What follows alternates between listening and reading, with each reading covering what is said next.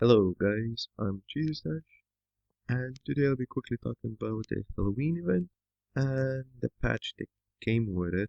So let's get to it.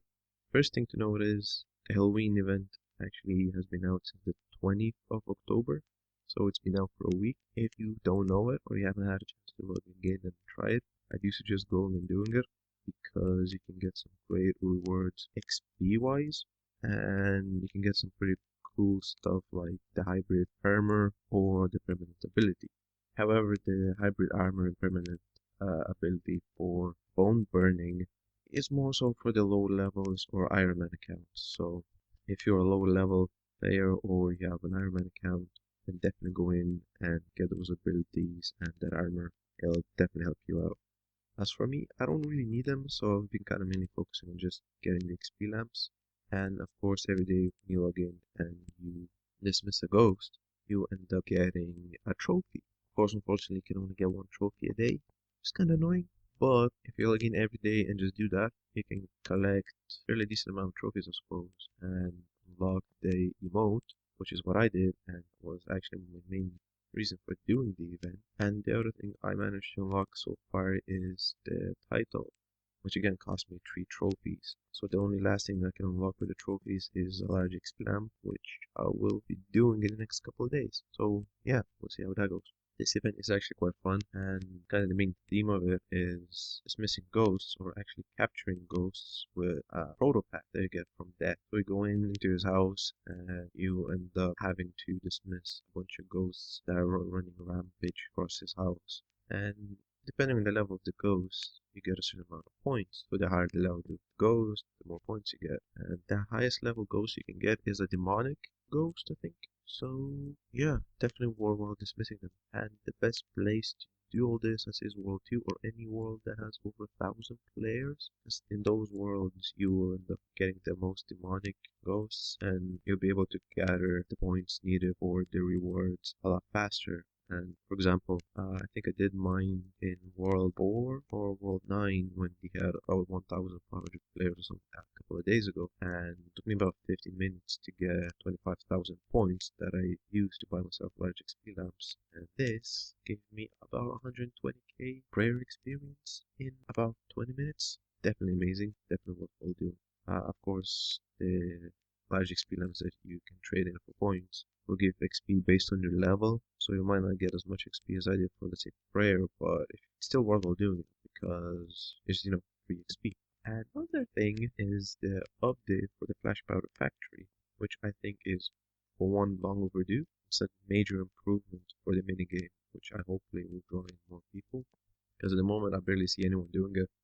Anytime I do see it, it's mainly high levels. And again, as I discussed before, I think it's down to have the need to have 75 agility as one of the requirements to access it. But that aside, there still isn't enough people doing it. So now, with the update, you no longer incur a penalty for leaving the game. Whereas before, let's say you managed to get all your reagents used up and you wanted to leave the game so you could start a new game. If you had, let's say, I don't know, anywhere between 3 and 10 minutes left on the clock, you will incur a penalty based on formula that's to do with how early you left the game. So it means even if you maxed out your points for that game that you were in and you left early, you will lose a certain amount of points, which is really annoying and meant you would have to stay for about 13 minutes inside the factory, sometimes doing nothing, so you could leave without incurring a penalty and keep all your points. This is definitely a great improvement and try it, it's amazing. Let's see. The next one is the price of Oak Armor has been lowered by 10%. It's nice. It's not the best of improvements. I mean, I don't consider the Rogue Armor all that important for the minigame anyway, but it depends, I guess, on your opinion. So having this 10% reduction is amazing. It means you don't have to waste as many points on the armor that you can actually find playing the minigame. So it's kind of a so-so upgrade. So one of the things is right now, every time you claim XP, if you have bonus XP, your bonus XP will be taken into account. So let's say you have 20,000 bonus XP thieving, and you're gonna use 100 points that you collected in the game for thieving. A certain amount of your bonus XP will be taken into account, so you get more XP, which is kinda annoying. It's nice because you will get a huge amount of XP. But at the same time, it's kind of annoying because in a way you would want to save the bonus XP for having to use a more tedious training method. So again, this is kind of so thing upgrade. I will see how it goes in the future. Now the next one is you can see the rubble a lot easier. That is perfect because before when you were playing, the rubble or these little kind of specks on the ground, they were really hard to distinguish from the actual floor.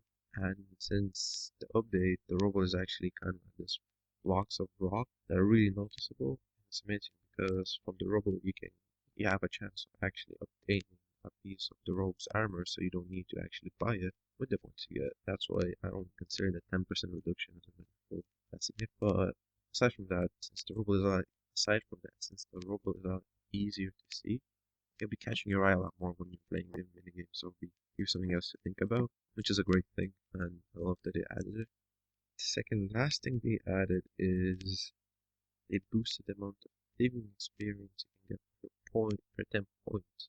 So previously you got 1200 XP per 10 points, but now you get 1750 XP per 10 points, which is a huge raise in get, and it's amazing. Definitely like an amazing update for the amount of XP you get. But at the same time, it's annoying because they left agility alone. So it might get people spending the points more on thieving rather than agility. So, you never know.